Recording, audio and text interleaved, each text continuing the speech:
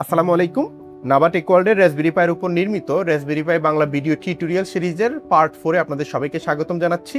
আজকে আমরা খুবই গুরুত্বপূর্ণ একটা বিষয় শিখব। সেটা হচ্ছে আমরা রাসবেরি পাইতে কিভাবে অপারেটিং সিস্টেমটা ইনস্টল করব। আমি আপনাদেরকে পার্ট 2-তে যখন রাসবেরি পাইয়ের হার্ডওয়্যার সম্পর্কে ধারণা দিয়েছিলাম, সেখানে আপনারা দেখেছেন রাসবেরি পাইতে প্রসেসর আছে, র্যাম আছে, বিভিন্ন পোর্ট আছে, কিন্তু এটার সাথে কোনো হার্ড ডিস্ক থাকে না। তার মানে এটার যে স্টোরেজ সিস্টেমটা সেটা এক্সটার্নাল, আমাদেরকে এক্সটার্নালি একটা এসডি কার্ড কিনে এই রাসবেরি পাইয়ের পিছনে যে স্লট রয়েছে সেখানে লাগিয়ে দিয়ে তারপর আমাদেরকে স্টোরেজের যে প্রবলেমটা সেটা সমাধান করতে হবে। এবং এই এসডি কার্ডের মধ্যেই আমাদেরকে আগে থেকে এটার যে অপারেটিং সিস্টেমটা সেটা বুট করে রাখতে হবে। এখানে আমরা কিভাবে মেমোরি কার্ড বা এসডি কার্ডের মধ্যে রাসবেরি পাই ওএস যে অপারেটিং সিস্টেমটা রয়েছে সেটা কিভাবে ইনস্টল করতে হয় আমরা এই বিষয়টাই আজকের এই ভিডিওতে দেখব। এখানে কয়েকটা যে ইনফরমেশন মানে পাশাপাশি যেগুলো বলা উচিত সেটা আমি আপনাদেরকে বলি। প্রথমত বিষয় হচ্ছে আমরা রাসবেরি পাই 4 এবং 5-এ এসডি কার্ড ব্যবহার না করে ডিরেক্টলি পেন ড্রাইভের মধ্যেও চাইলে অপারেটিং সিস্টেমটা বুট করতে পারবো এবং পেন ড্রাইভটাকেই আবার আমরা স্টোরেজ হিসেবে ব্যবহার করতে পারবো। তবে এসডি কার্ড ব্যবহার করাটাই সবচেয়ে ভালো, কারণ যেহেতু এখানে একটা স্লট আছে এবং এটা লাগালে আর পেন ড্রাইভটা লাগালে এখানে বের হয়ে আসে, যেটা দেখতে খারাপ দেখায়। এসডি কার্ডটা লাগালে এই সমস্যাটা হচ্ছে না। আর যদি এসডি কার্ডে করেনও মেমোরি কার্ডে যদি আপনারা করেনও, সেটা আপনারা অবশ্যই USB 3 যে পোর্টগুলো আছে সেগুলোতে তখন পেন ড্রাইভটাকে কানেক্ট করতে হবে। আর অপারেটিং সিস্টেমের বিষয়ে আমরা একটু বলি। আমরা যে অপারেটিং সিস্টেমটা ইনস্টল করবো এটা হচ্ছে রাসবেরি পাই ওএস।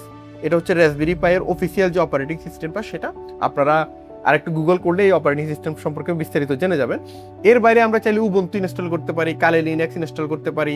উইন্ডোজ ডিরেক্টলি ইনস্টল করা যায় না, উইন্ডোজের ARM যে ভার্সনটা আছে সেটা করা যায়, কিছু লিমিটেশন আছে যদিও। তো যাই হোক, আমরা অত ঝামেলায় যাচ্ছি না। আমরা সিম্পলি দেখব কিভাবে একটা এসডি কার্ডের মধ্যে রাসবেরি পাই ওএস অপারেটিং সিস্টেমটা বুট করে দিতে হয় এবং পরবর্তীতে সেই এসডি কার্ডটা রাসবেরি পাইতে কানেক্ট করলে যেন আমাদের রাসবেরি পাইয়ের অপারেটিং সিস্টেম অর্থাৎ আমাদের রাসবেরি পাইটা যেন রান করে।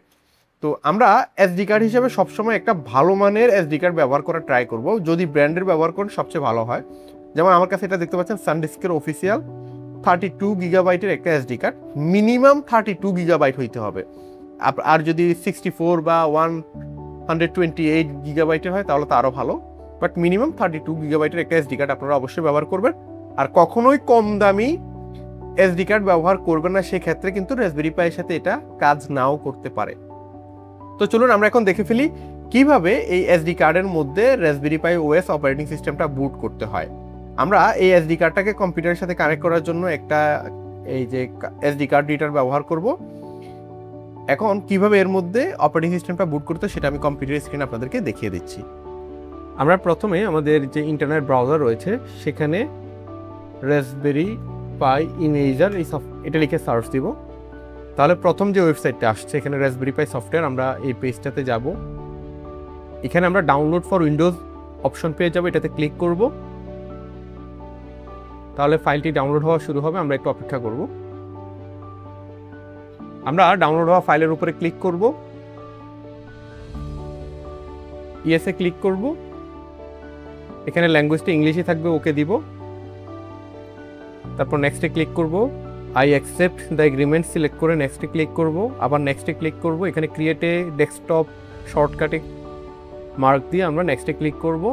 তাহলে রাসবেরি পাই ইমেজার সফটওয়্যারটি আমাদের কম্পিউটারে ইনস্টল হয়ে যাবে।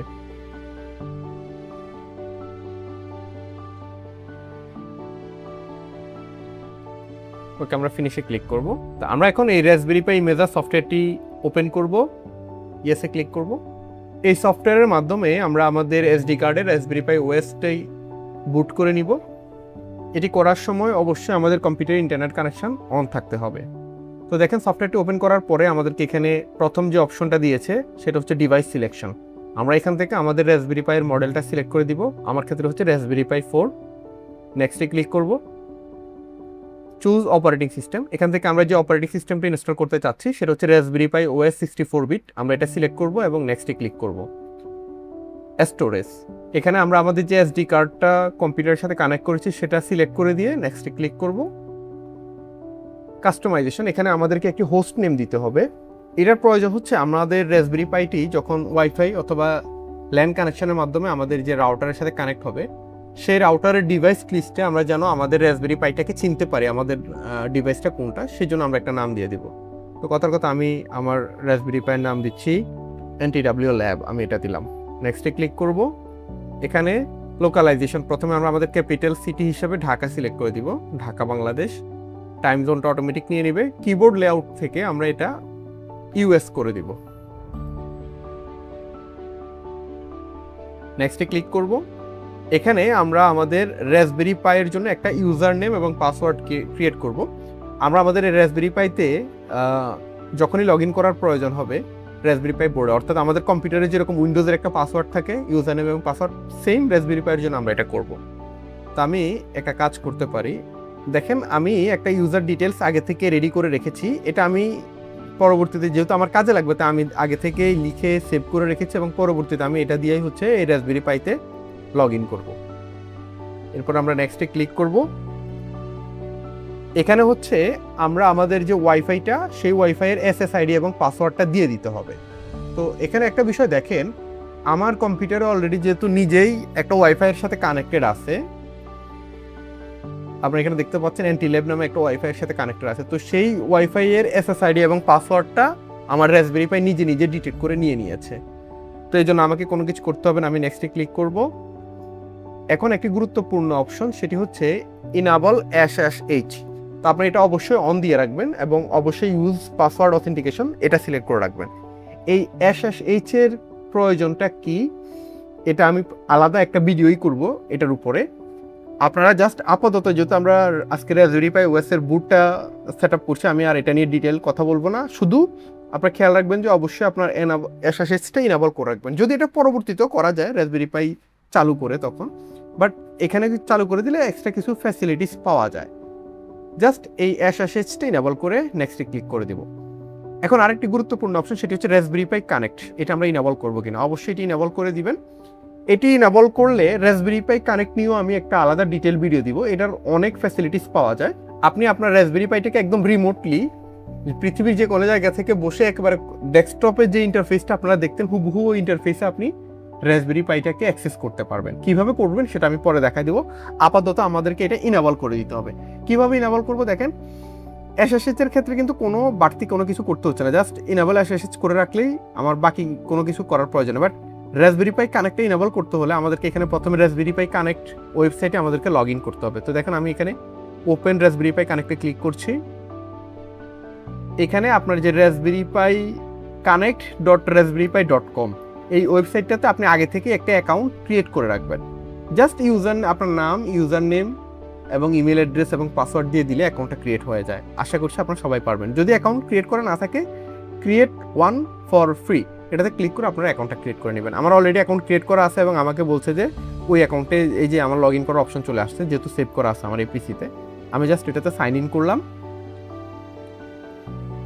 আমার অ্যাকাউন্টে সাইন ইন করার সাথে সাথে আমাকে বলছে যে ক্রিয়েট অথেন্টিকেশন কি and launch raspberry pi image. এটাতে ক্লিক করার সাথে সাথেই আমরা জাস্ট ওপেন RPI ইমেজের কল ব্যাক রিলে এটাতে ক্লিক করলে দেখেন আমার এই রাসবেরি পাই ইমেজের মধ্যে অলরেডি একটা অথেন্টিকেশন টোকেন এখানে চলে আসছে। এবার আমরা নেক্সটে ক্লিক করব। এই হচ্ছে আমার টোটাল OS ইনস্টলেশনের সামারি। আমরা রাইটে ক্লিক করব, 3 সেকেন্ড ওয়েট করবো। তো আমাদেরকে বলছে আমরা যদি I understand erase and right এটাতে ক্লিক করি, আমার SD কার্ডে আগের যে ডেটা আছে সব কিছু ফরম্যাট হয়ে নতুন করে রাসবেরি পাই OS ইনস্টল হবে। আমি ক্লিক করে দিলাম এবং রাসবেরি পাই OSটা ইন্টারনেট থেকে ডাউনলোড হবে, পাশাপাশি আমার SD কার্ডের মধ্যে এটা রাইট হতে থাকবে। তো এটা একটু টাইম কনজিউমিং প্রসেস, আপনাদেরকে একটু অপেক্ষা করতে হবে।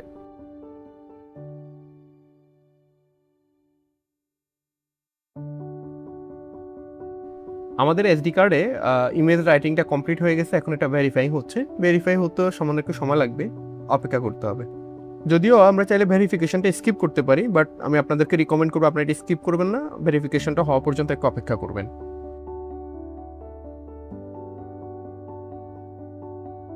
ওকে, আমাদের রাসবেরি পাই OS রাইট করা অলরেডি কমপ্লিট হয়ে গেছে। আমরা জাস্ট ফিনিশে ক্লিক করব। এখন আমরা আমাদের SD কার্ডটা খুলে আমাদের রাসবেরি পাই বোর্ডের যে SD কার্ড স্লট আছে সেখানে লাগিয়ে রাসবেরি পাই বোর্ডে পাওয়ার দিলে আমাদের রাসবেরি পাই OSটা বুট হবে এবং আমরা রাসবেরি পাইটাকে নর্মালি একটা মনিটর কানেক্ট করে ইউজ করতে পারবো। তো আমি আপনাদেরকে এই প্রসেসটা একদম সংক্ষেপে একটু দেখিয়ে দিচ্ছি। তা আমরা আমাদের এসডি কার্ডের মধ্যে অলরেডি অপারেটিং সিস্টেমটা লোড করে নিয়েছি। আমি জাস্ট এসডি কার্ডটাকে আমাদের রাসবেরি পাইয়ের সাথে কানেক্ট করব। এখন আমরা আমাদের এই রাসবেরি পাইয়ের মধ্যে যদি পাওয়ার দেই তাহলে আমাদের রাসবেরি পাইটা কাজ শুরু করবে। তো আদৌ আমাদের রাসবেরি পাইতে অপারেটিং সিস্টেমটা পেয়েছে কিনা, কারণ পেলে রাসবেরি পাইয়ের যে স্ক্রিনটা সেটা আমাদেরকে শো করবে এবং রাসবেরি পাই রান হবে। তো বিষয়টা ভালোভাবে বোঝার জন্য আমি যেই কাজটা এখন করব সেটা হচ্ছে ডিরেক্টলি আমার কম্পিউটারের যে মনিটরটাকে আমি আমার রাসবেরি পাইয়ের সাথে এখন কানেক্ট করব। তো এই জন্য আমি এই যে ডিসপ্লে কানেক্ট করার কনভার্টার গত পর্বে আপনাদেরকে দেখিয়েছিলাম সেটা লাগালাম এবং এটার সাথে আমি আমার মনিটরের যে বিজিএ কেবলটা রয়েছে সেটাকে কানেক্ট করে দিচ্ছি। ওকে, এখন আমরা এখানে জাস্ট পাওয়ার দিলে আমরা আমাদের মনিটরে এটা দেখতে পারবো। তা আমি মনিটরটা আপনাদেরকে এখন একটু দেখাচ্ছি। তো দেখেন, আপনারা অলরেডি আমার মনিটরটা দেখতে পাচ্ছেন অন্ধকার। আমি জাস্ট আমার রাসবেরি পাইতে এখন পাওয়ারটা দিচ্ছি। আমার রাসবেরি পাইতে অলরেডি পাওয়ার চলে আসছে। আমি যদি আপনাদেরকে এখানে একটু দেখাই, আপনারা বিষয়টা দেখতে পাচ্ছেন কি না? এই যে আমার রাসবেরি পাইতে কিন্তু পাওয়ার এলইডি জ্বলতেছে এখানে, এই যে আপনারা দেখতে পাচ্ছেন।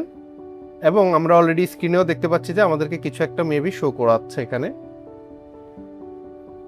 তো আমরা একটু মনিটরের দিকে ভালো করে খেয়াল করি। এই যে আমরা দেখতে পাচ্ছি অলরেডি আমাদের রাসবেরি পাইয়ের যে ওয়েলকাম স্ক্রিন সেটা আমাদেরকে এখানে শো করছে। আমি একটা কাজ করি, আমার একটা মাউসকে আমি রাসবেরি পাইয়ের ইউএসবি পোর্টে লাগিয়ে নিলে আমার জন্য অ্যাক্সেস করতে সুবিধা হবে।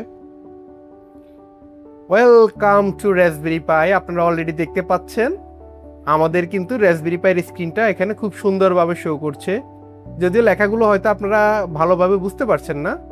আমি একটা কাজ করি, আমার মনিটরটাকে একবার অফ করে অন করি, কারণ হচ্ছে মনিটরের যে রেজুলেশনটা এটা অনেক সময় অ্যাডজাস্ট হয় না। এটা এখানে অটো মোড দিয়ে দিলে এটা অ্যাডজাস্ট হয়ে যাবে। যাই হোক, তো আমি আপনাদেরকে দেখতে পাচ্ছেন আমাদের এখানে আমরা সব কিছু ব্রাউজ করতে পারছি। আমাদের ওয়াইফাইও কানেক্ট হয়ে গিয়েছে। এই যে ডান পাশে এখানে আমাদের ওয়াইফাইটা দেখাচ্ছে যে কানেক্ট হয়ে গেছে। আমি আপনাদেরকে জাস্ট একটু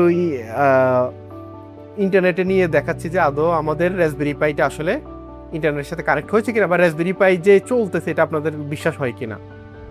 আপনারা অলরেডি দেখতে পাচ্ছেন আমি ইউটিউবে নাভা টেক ওয়ার্ল্ড আমাদের চ্যানেলটা খুঁজে বের করেছি এবং এখান থেকে আমরা খুব সহজে যে কোনো ভিডিও আমরা প্লে করতে পারবো।